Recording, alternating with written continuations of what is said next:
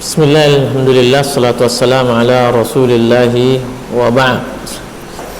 Alhamdulillah, kita sudah selesai minggu lalu surat Al-Fil yang bercerita tentang pasukan gajah yang menyerang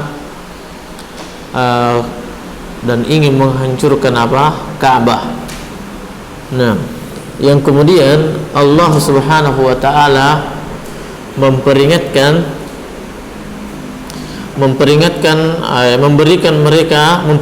kepada kita semua tentang keagungan, kekuatan Allah Subhanahu wa taala. Yang kemudian itu adalah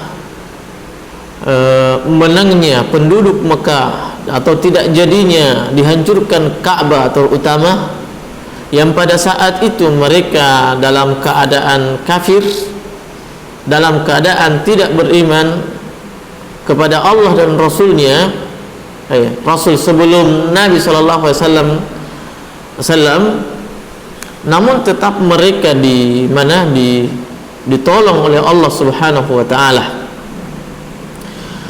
Dan ini di antara, kata para ulama, di antara kemuliaan yang Allah berikan kepada bangsa Quraisy. Apa mereka? Mereka ditolong walaupun mereka dalam keadaan kufur, dalam keadaan kafir, orang-orang Quraisy saat itu. Kemudian di antara kemuliaan orang Quraisy, bangsa Quraisy berikutnya adalah ini dia, diturunkannya, diberikannya nama surat ini dengan suku Quraisy, dengan Quraisy. Nah, ini yang saya teringat, bahwa bangsa Quraisy diberikan tujuh kemuliaan. Di antaranya mereka ditolong walaupun mereka dalam keadaan kafir. Kemudian yang kedua adalah mereka diturunkannya surat di dalam Al-Quran yang tidak disebutkan setelah dan sebelumnya selain daripada suku mereka, yaitu orang-orang Quraisy. Di antaranya lagi adalah bahwa Nabi terakhir, Nabi paling mulia, muncul dari kalangan bangsa Quraisy. Selain daripada itu, khalifah, pemimpin yang syar'i, artinya ya semuanya syar'i gitu. Tapi pemimpin di zaman Rasulullah, setelah Khulafaur Rasyidin, setelah mereka juga, kemudian nanti akan bangkit lagi kemudian Islam itu tidak mungkin muncul daripada suku-suku lain kecuali suku Quraisy. Oleh karena itu Imam Al-Mahdi itu silsilah keturunannya adalah bersumber dari orang-orang Quraisy, orang-orang Quraisy. Nah, itu yang terngiang. Berapa saya sebutkan? Diturunkannya surat dalam Al-Quran dengan nama suku mereka, yaitu surat Quraisy. Kemudian ditolongnya mereka pada perang pada penyerangan pasukan gajah itu, walaupun mereka dalam keadaan kafir. Kemudian diutusnya Nabi Sallallahu Alaihi Wasallam dari suku mereka, suku Quraisy. Kemudian khalifah khalifah itu yang mu'tabar nantinya di zaman Rasulullah, kemudian para khulafaur rasyidin. Kemudian nantinya lagi di hari kemudian terakhir adalah adalah dari kalangan orang-orang Quraisy. Itu yang teringat. Nah,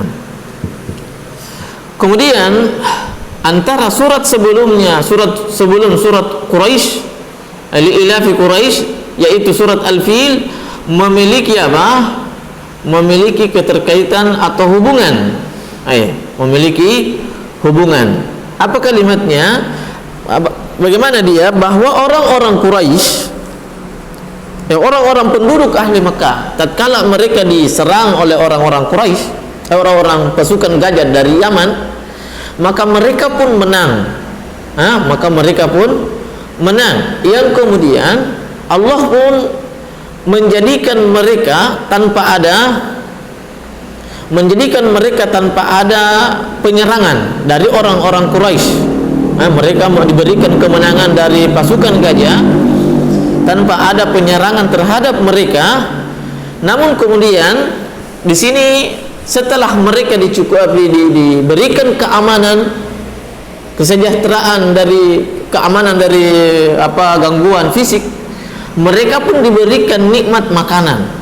Nikmat makanan, bagaimana mereka mempertahankan kehidupan di daerah yang begitu tandus. Makanya Allah Subhanahu wa taala di sini berfirman, li'ilafi Quraisy. Li'ilafi Quraisy. Sebagian ulama kalimat lam di sini adalah al-qasam, sumpah. Demi perjalanan orang-orang Quraisy, itu maknanya satu. Yang kedua adalah li'ilafi Quraisy, artinya at-ta'ajjub.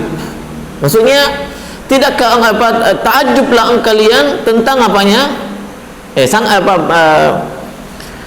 Perjalanan orang-orang Quraisy dari kemana? Ke Yaman, ke Syam, ke Suriah, itu adalah sesuatu yang sangat menakjubkan. Sesuatu yang sangat menakjubkan. Oleh karena itu Ibnu Qutaibah rahimahullahu taala mengatakan bahwa orang-orang Quraisy bisa mempertahankan kehidupan mereka melalui dua cara.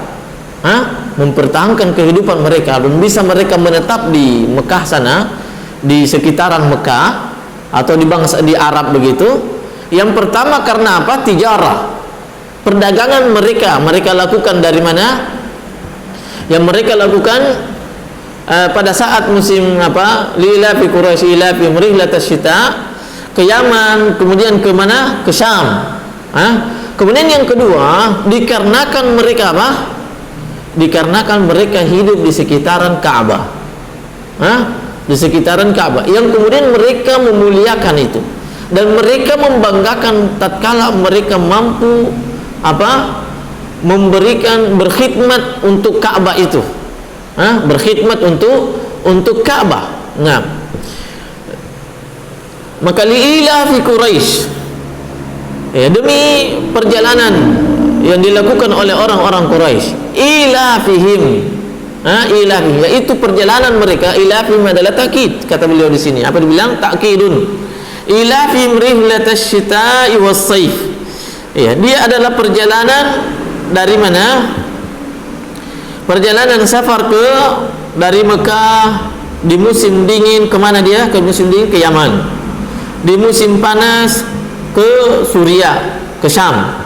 Kenapa? Karena di Yaman adalah daerah panas. Kalau orang hidup di pelataran atau di pinggiran pantai, itu daerahnya panas. Walaupun banyak pepohonan. Sebagaimana kita di Indonesia ini.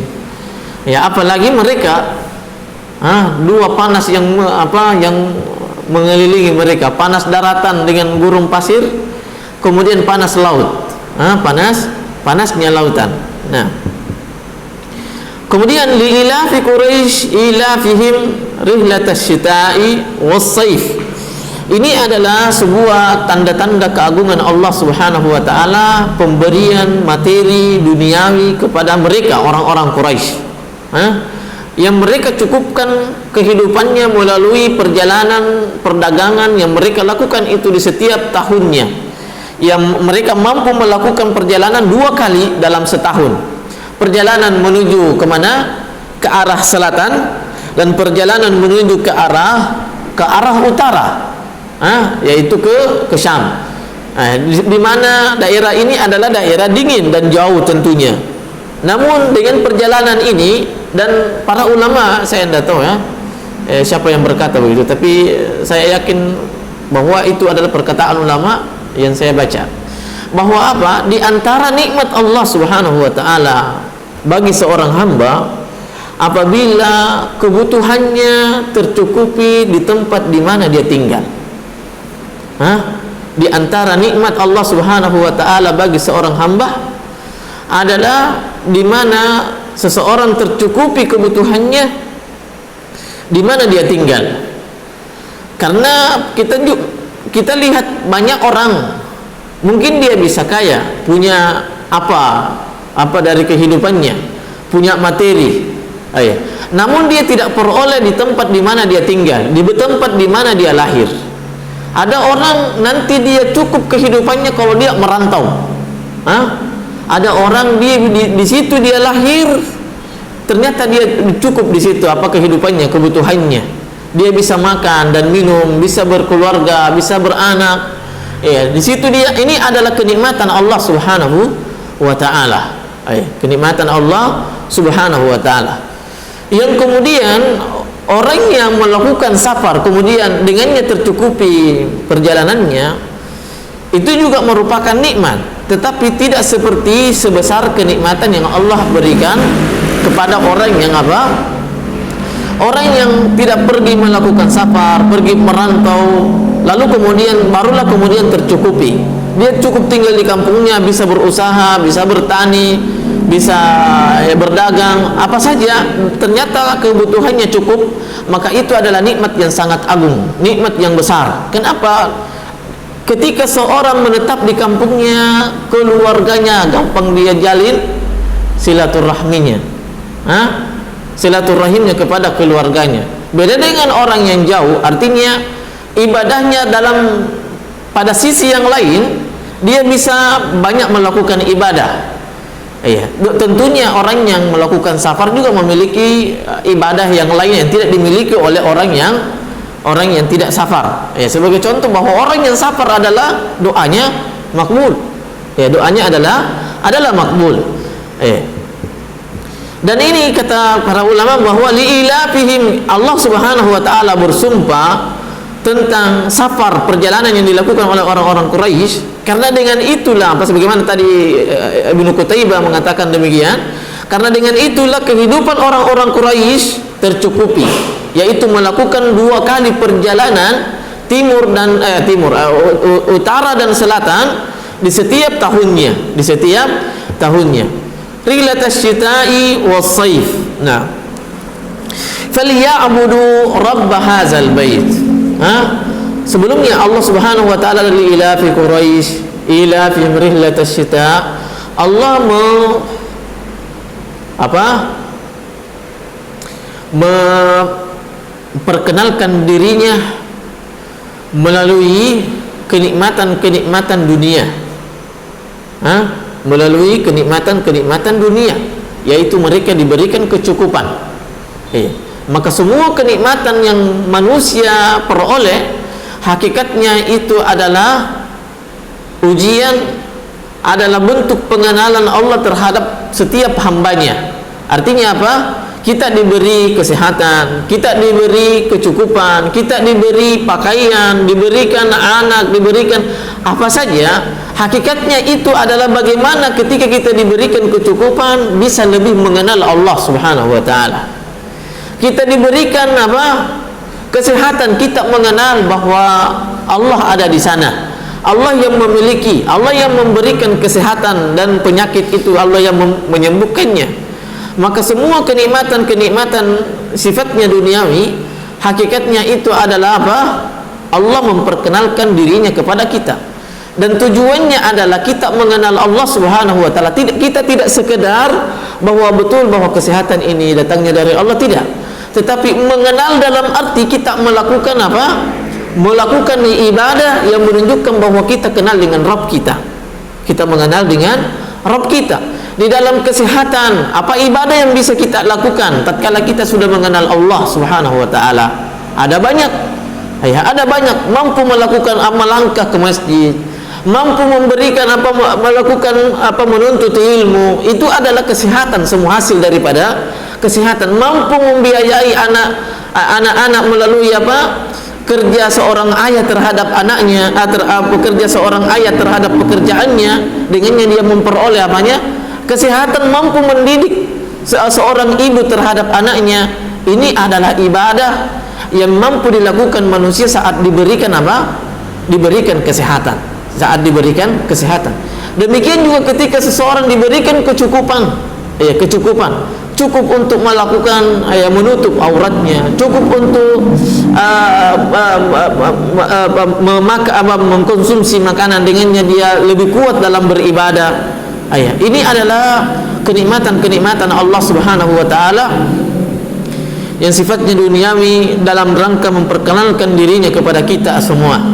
Oleh karena itu Allah Subhanahu wa taala mengatakan, "Falyabudu rabb hadzal bait."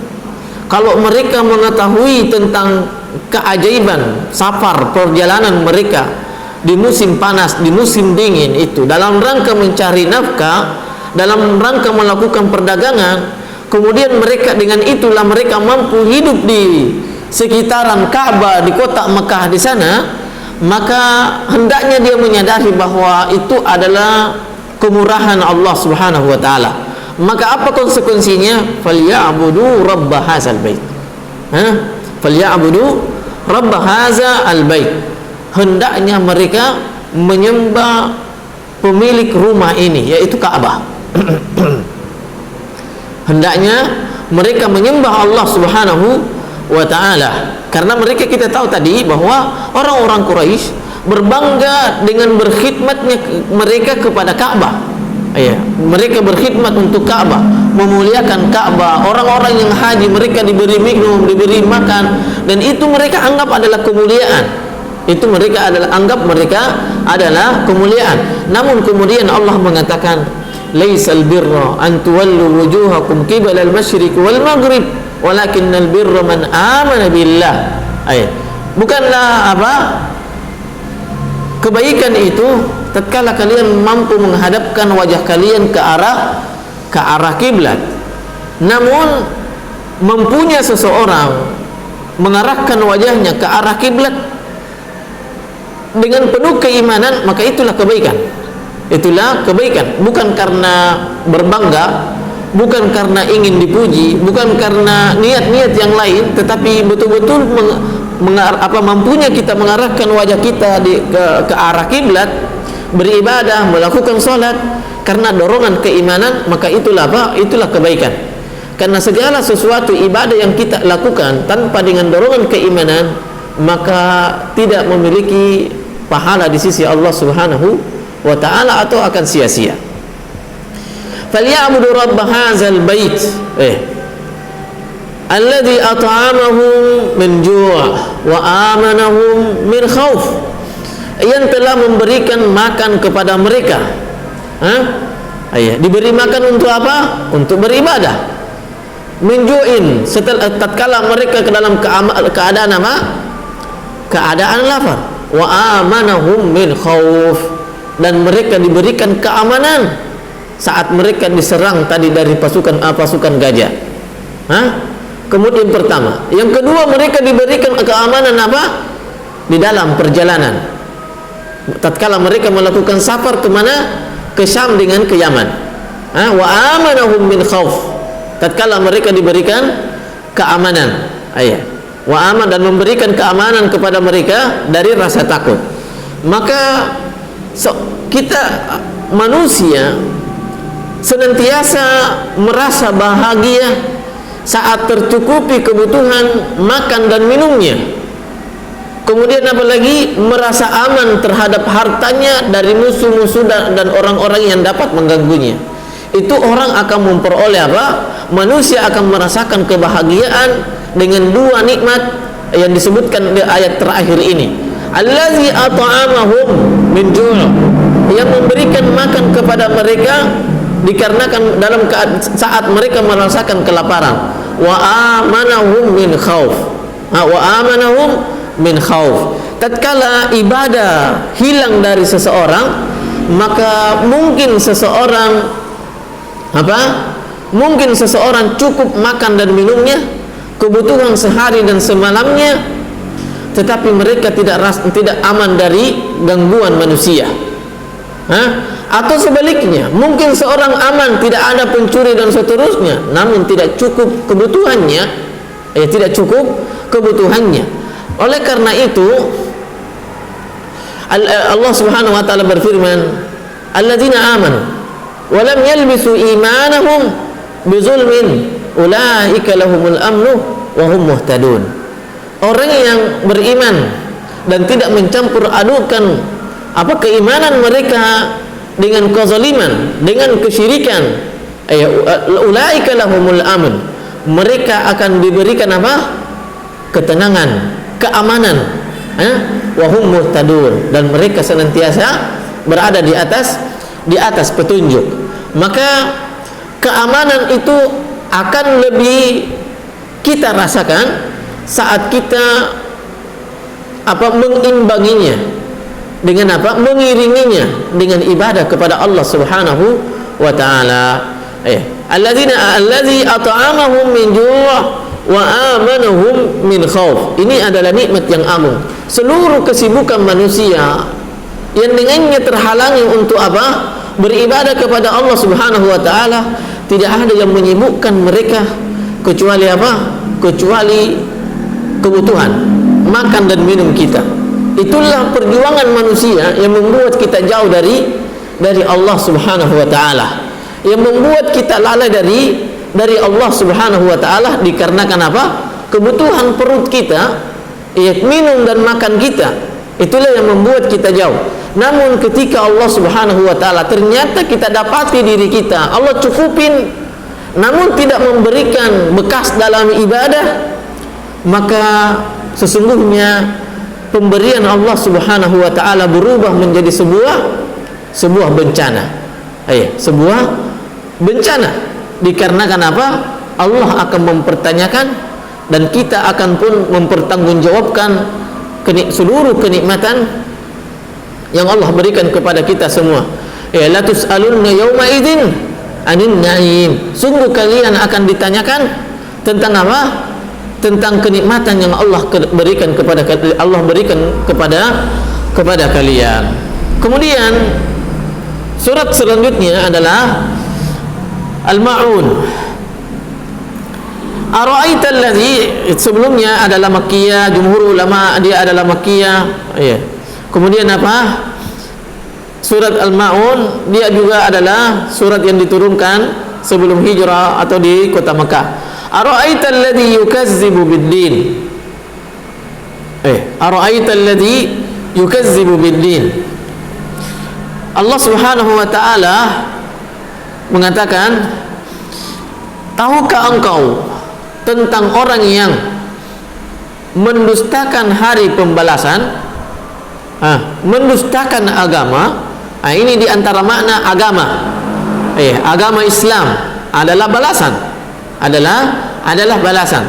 Artinya adalah semua yang kita lakukan, kebaikan atau keburukan di dunia ini, Allah akan membalasnya. Allah akan membalasnya. Apabila keburukan yang kita lakukan, maka Allah akan membalasnya dengan dengan dosa. Apabila kebaikan yang kita lakukan, maka Allah akan membalasnya dengan pahala. Maka Allah Subhanahu wa taala mengatakan, ara'aita alladhi yukazzibu bid-din. Tahukah engkau tentang orang yang mendustakan hari pembalasan itu? Mungkin ketika kita bertanya kepada saudara kita, tetangga kita, teman kerja dan seterusnya, kita akan dia akan menjawab, apakah engkau mengingkari hari pembalasan? Maka mereka tidak. Saya yakin bahwa ada hari kiamat di sana. Namun kemudian Allah Subhanahu wa taala menjawabnya dengan menjawabnya dengan perbuatan, bukan dengan ucapan di sini. Bukan dengan ucapan. Makanya sebelumnya kita sebutkan Saddiqul qaula bil fi'ali, kata seorang penyair. Saddiqu al qaula bil fi'ali. Buktikan ucapanmu dengan perbuatan. Kalau kita ini beriman kepada Allah Subhanahu wa taala, beriman terhadap hari pembalasan, kita tidak usah hiraukan dengan ucapan orang. Pengakuan seseorang bahwa saya ini orang beriman, saya ini orang Islam, saya ini orang ini dan seterusnya, saya ini orang saleh, saya orang berilmu. Tetapi lihatlah perbuatannya. Sebagaimana tadi perkataan seorang penyair, saddiqul fi'al qaula bil fi'ali. Benarkanlah buktikanlah ucapan dengan dengan perbuatan. Ara'aita alladhi yukazzibu bid-din. Tahukah engkau tentang orang yang mendustakan hari pembalasan. Maka Allah Subhanahu wa taala mengatakan, "Fadza'alikal ladzi yad'ul yatim." Orang yang mendustakan pembalasan, hari pembalasan adalah mereka adalah orang yang apa? Kata di sini disebutkan yad'ul yatim, yang menolak, tidak mau berbuat baik. Yad'ul yatim dengan apa? Dengan kasar, mengusir, melarang dengan kasar. Orang apa, siapa dia? Anak yatim. Anak yatim. Yad'ul yatim. Kenapa Allah Subhanahu wa taala mengutamakan yad'ul yatim daripada orang miskin? Yad'ul, karena orang miskin mungkin dia miskin tapi dia bisa kerja. Tapi kalau anak yatim masih kecil, belum balik, yang dia pikirannya hanya bermain, pikirannya hanya bermain, belum bisa mencari nafkah. Kalau orang miskin tidak, belum tentu dia. Maka di sini orang anak yatim itulah orang yang paling dengannya hati manusia sangat ibah kepada mereka, lebih ibah, lebih kasihan terhadap anak yatim daripada orang miskin. Itu kalau memperjalankan perasaannya, Fadzalikal ladzi yad'ul yatim, itu yang pertama. Kemudian apa?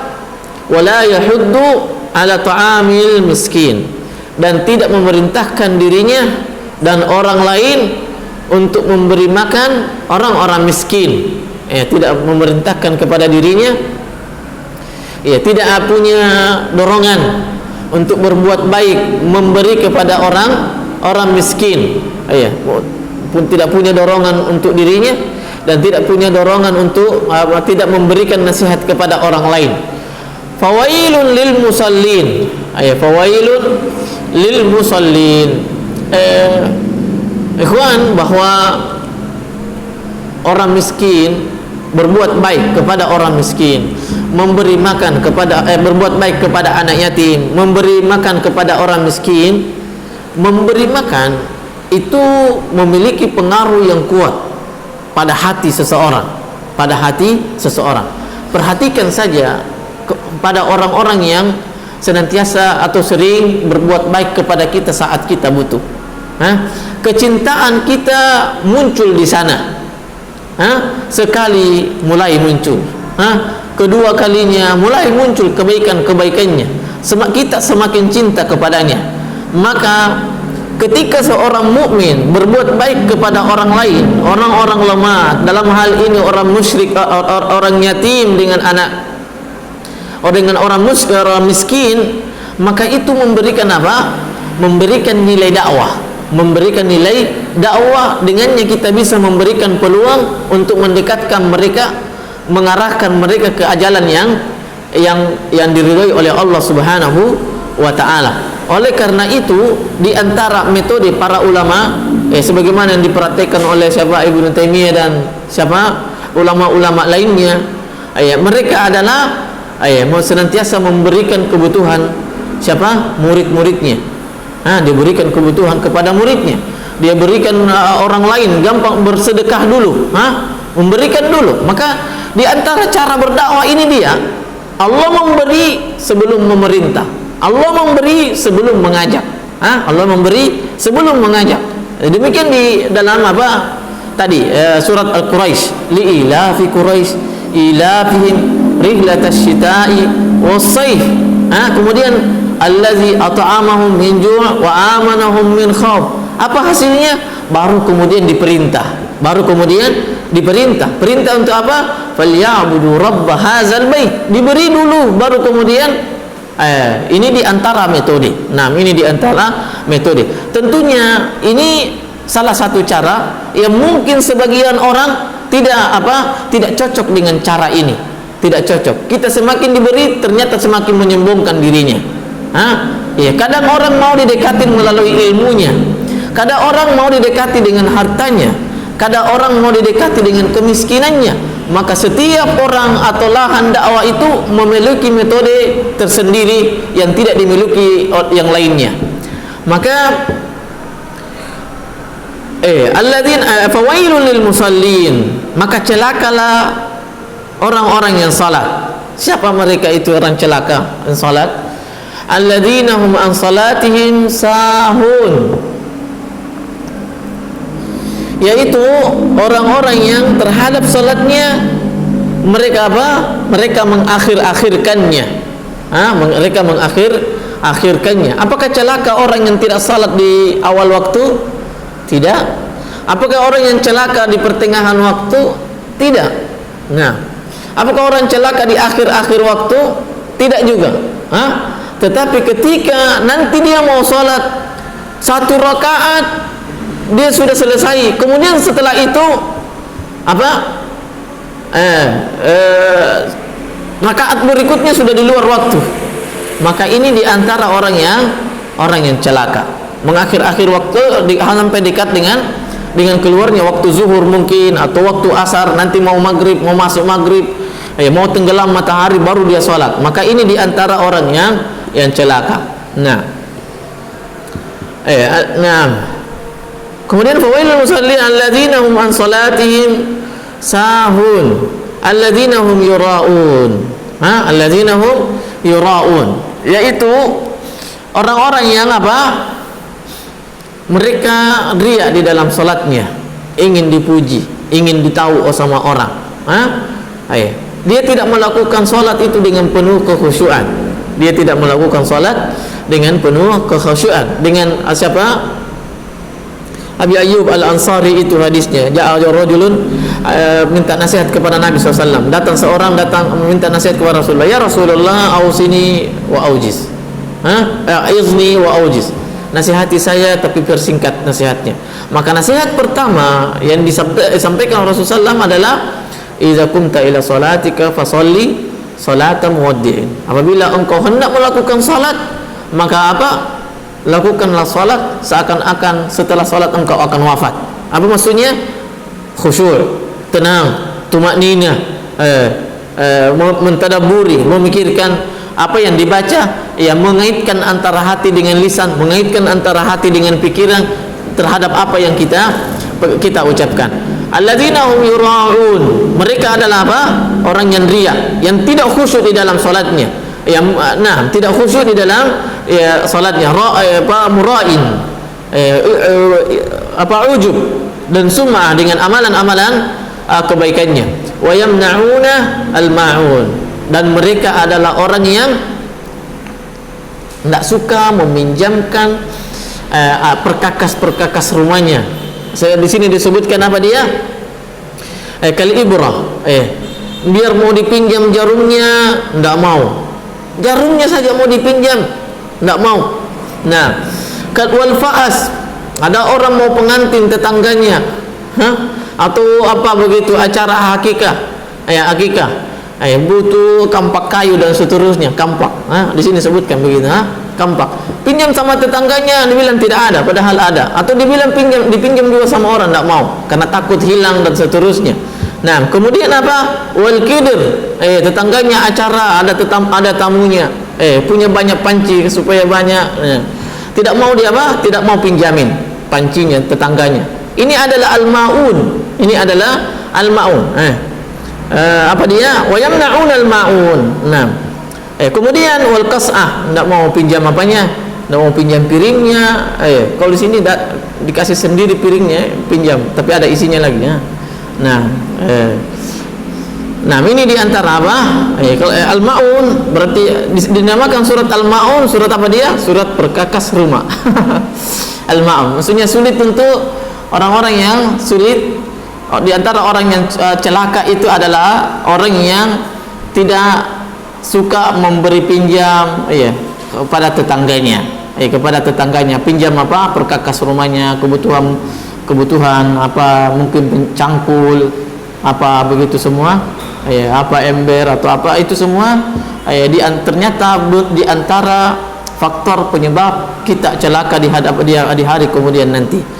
Subhanakallahumma rabbana wa bihamdik, asyhadu an la ilaha illa anta astaghfiruka wa atubu ilaih. Assalamualaikum warahmatullahi wabarakatuh.